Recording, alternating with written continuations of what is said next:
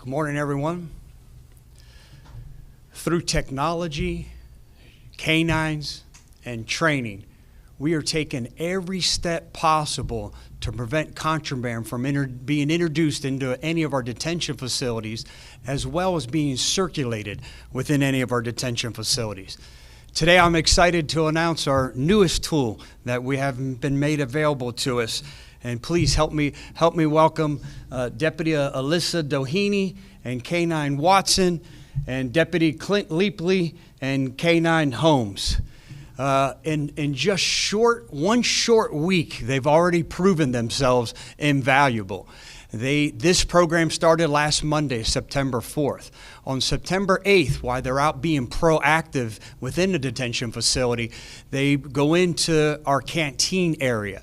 Our canteen area is a place where our contracted employees can put items together that family members purchase for the inmates, whether it's an upgraded hygienic product, if it's a snack, a bag of popcorn, Doritos, whatever it may be, they assemble some care packages there, and then they're taken to the inmates in our custody where they get whatever the family members order from them. Deputy Leapley and K9 Holmes are being proactive and going around. They see an unattended package. The K9 Holmes alerts that, hey, there's something illicit in here, some type of illicit narcotic. We find a little baggie of a white substance that we're testing now to try to determine exactly what it is. And as you could understand, one of the reasons for purchasing these two K9s and being as strict as we are, having a zero tolerance when it comes to contraband that's being introduced, is because of the dangers. We're trying to determine now not only what the substance is, but how did it get in there? How did it get there? So the two K9s and K9 deputies that are assigned to our jail intelligence section. So they're working very closely, which brings me to yesterday, September 11th. Deputy Doheny gets a phone call from the jail intelligence section that she works closely with, and they say that they have information that someone who had been recently booked into our facility has methamphetamine that was smuggled into the jail under the wire of her bra. So that was in her items that was impounded. So they go to the impound room, they allow the dog to do its job and go through, and the dog alerts on her property. And that's when Deputy Doheny is able to take out the bra, examine all of her belongings to see where it may be located, and she's the one that was able, with the help of K9 Holmes, was able to, or Watson I should say, discover that we had a substance that was tested positive for methamphetamine. Again, that happened just yesterday. They informed me that she hasn't been formally charged yet, but they're working through that. But again, when you talk about the dangers of this substance being contraband being brought in the detention facility, we do a great job of screening for weapons. And as illicit narcotics has become more dangerous with just a touch, just a simple inhalation that may occur, it's become dangerous. So we've been extremely more proactive in the last 2 years. 2 years ago, I saw that we had 289 incidents of contraband being introduced or circulating within our detention facility. So we immediately knew that we needed to take more proactive steps. We started that with our screening process, our scanning process. Something's going haywire. Seem to calm down. Through our screening process, and a big component of that was our training. We wanted to make sure our deputies, our team was being more proactive in making sure not just weapons, but any type of illicit narcotic didn't get into the detention facility. We also reached out to all the agencies within Hillsborough County who bring their arrested individuals into our care, custody, and control, and we asked them to spend a little more time in training. So it has improved. Those 289 incidences 2 years ago went down to 172 incidences. But we knew we needed we needed to be more proactive. Just last year alone, I don't think we have to talk enough about the dangers of fentanyl. 46 of our inmates have been exposed to some type of illicit narcotic this past year alone, requiring the treatment and use of Narcan. Equally as worrisome is 2 of our team HCSO members who have been exposed as they're doing their job, going through the different pods and doing these random searches, doing searches if someone's coming back from court, coming from a different facility, whatever the case may be, and searching these individuals. They became exposed, requiring the treatment with Narcan. So we know we needed to be more proactive. And again, I'm excited today to announce these 2 deputies and their 200 hours of training that these K9 handlers and K9's have been going through. And again, you can see in just one short week alone how they've proven themselves invaluable. We talk about the dangers of illicit drugs. It's just not the exposure or these inmates from ingesting something and we're not quite sure what they're ingesting. It's also the underground currency that's created now with having a drug problem, and the violence inside a jail, detention facilities, no different than outside in our community. The violence that's surrounded with drug dealing occurs inside the jail. So when you talk about the dangers, it's just not ingesting or the inhalation or whatever the illicit narcotic the inmates may take or the deputies may be exposed to. It's the underground dealing that comes along with this as this becomes a currency inside any type of detention facility. So being extremely proactive in what we're doing. These are examples of what we're doing to go above and beyond any type of standard to make sure that we're keeping our inmates and our employees safe. Here, do any day now, I'd be remiss if I didn't thank Colonel Bob Ure and everything he's doing to be proactive in keeping our detention facilities and our employees safe. Is we just purchased, made another investment in a new scanner. Yes, we have scanners that every inmate has to go through that comes into our detention facility, but this one's even newer. We're being told that there's a 25% more accuracy detection in anyone who has any type of illicit substance in them or on their person. So that's due any day now. So again, we're going to continue to make that investment in keeping our inmates that are, again, under our care, custody, and control safe, and our employees as well. At this time, I'll take any questions I can. Sheriff, recently we received alert of the incident with one of your detention deputies who was exposed. I don't remember what drug specifically it was, but again, just talk about how dangerous Scott was and how it can impact one of your officers. Yeah, we're seeing it more and more, and it's something that I'm very cognizant of. I just got a phone call on Sunday morning. Our deputies had an interaction with a homeless individual on the street, and he was trying to ingest some type of substance, and she was taking the substance out of his mouth, worried about his safety of whatever he was trying to ingest. And in that quick moment, she got exposed and fell out too and had to be rushed to the hospital. And it required, luckily not a large dose, but a mild dose of Narcan to bring her back from all the feelings and symptoms that you get. I'm extremely concerned. Inside a detention facility, our employees inside the detention facility, outside the facility, they're becoming more and more in contact with this illicit substance. And drug dealers, because fentanyl's a lot cheaper, it's a synthetic heroin and it's much cheaper than heroin, these aren't trained chemists. And that's why we're seeing the amount of overdoses and families being torn apart and ripped apart, our loved ones being exposed to substance. And for the first time in several years, you know, we used to, way back in the day when I started 32 years ago, it was here's your drugs and here's your drugs on brain as a scare tactic. And now it's not a scare tactic anymore.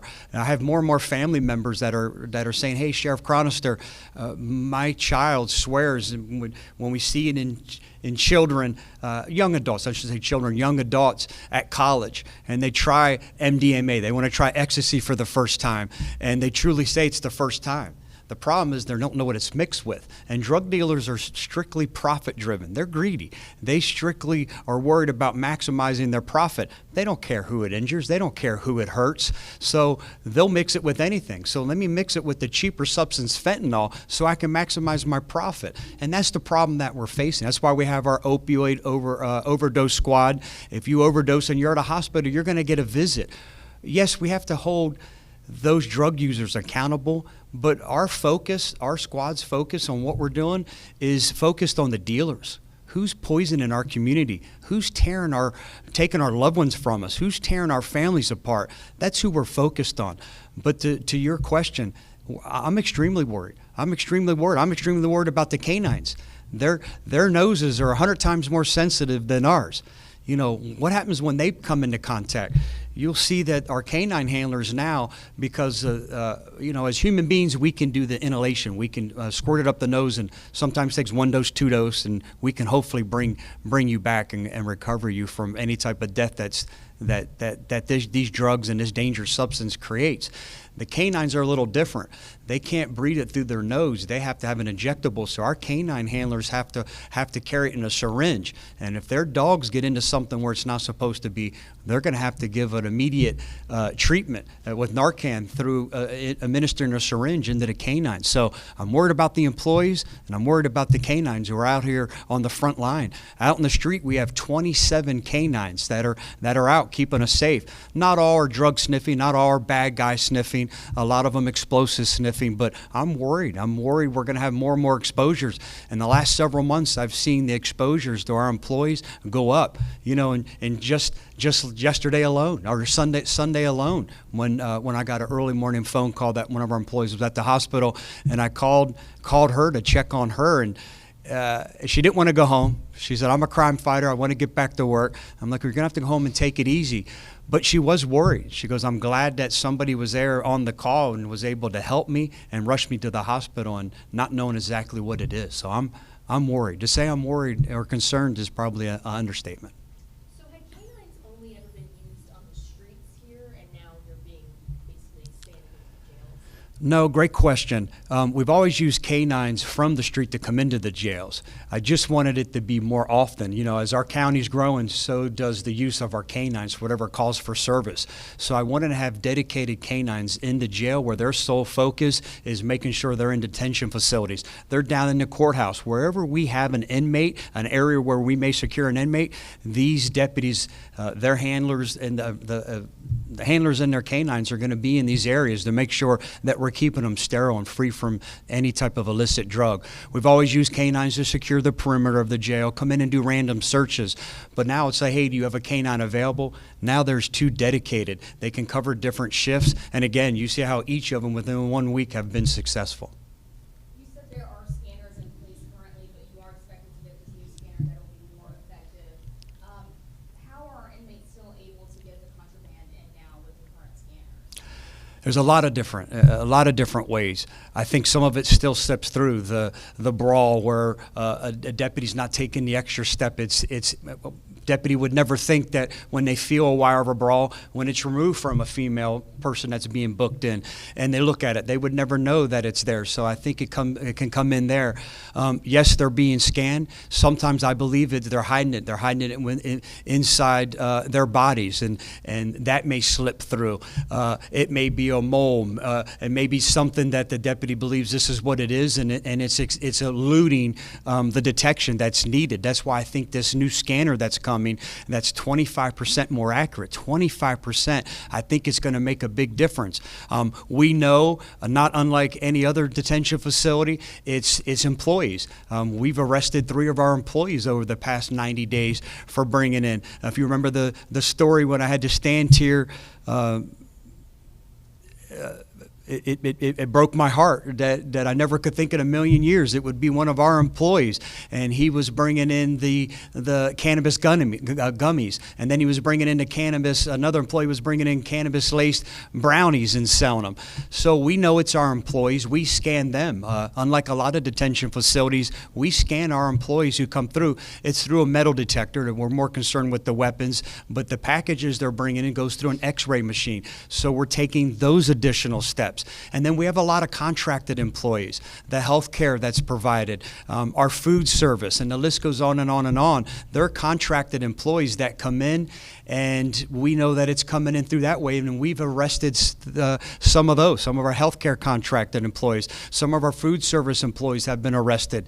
I don't think anyone's immune to the temptation of making additional money because the inmates are willing to pay, and we've tracked the money back. And again, probably 2 years ago, while we started this jail intelligence section, this unit was working with inmates and different confidential sources and trying to know that we have a plethora of information intelligence sitting inside our detention facilities, that crimes that are occurring inside the detention facility and outside. So again, when you're taking these steps and you're trying to mitigate, there's a lot of different and various ways that it's coming in. It's trying to mitigate every single way to make sure that there's no avenue left for that illicit narcotic to come in, or weapon. Do you feel that the inmates that are bringing it in are bringing it in for personal use or to sell within the jail? I think both. We find out through these investigations they're keeping some for themselves and some they're selling. You could imagine what the price of a narcotic brings on the street where it's more readily available. You should see what the price is. It's astonishing to see some of the pricing and the increase that occurs once it's inside. And again, then it comes with the violence and everything that's created. Again, as this becomes a source of currency inside a detention facility. No different than a bag of chips, an extra sandwich, and everything else. Last question? Sheriff, in addition to the people who these dogs will be sniffing or scanning, will some of the employees that you were talking about, your own deputies and some of those services people, also be subjected to them? Absolutely, their belongings as well. Again, I know a lot of people like, how can you do that to your employees? This has to stop.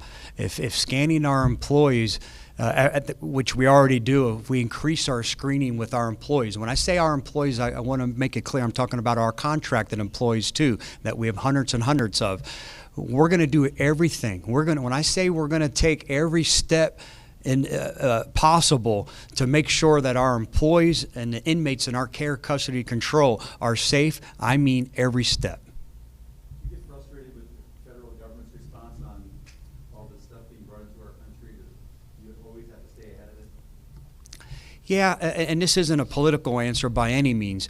I think we all know that we have a porous border, and there's a lot of contraband that's coming through. I had a meeting several months ago with the previous drug czar and previous head of the DEA, and they told me conservatively, had a meeting and that meeting included other local Tampa Bay sheriffs and the Attorney General, Moody, and we sat down and they said that they believe that they're intercepting conservatively about 12%. That means only 12% of the contraband that's coming into the United States is being intercepted. And I said, well, that sounds pretty rough. And they said, well, hold on a second, that's not the bad news. The 12% that was intercepted last month alone was enough to kill every American. So yes, I'm concerned. Thank you, everyone. Have a wonderful and safe day.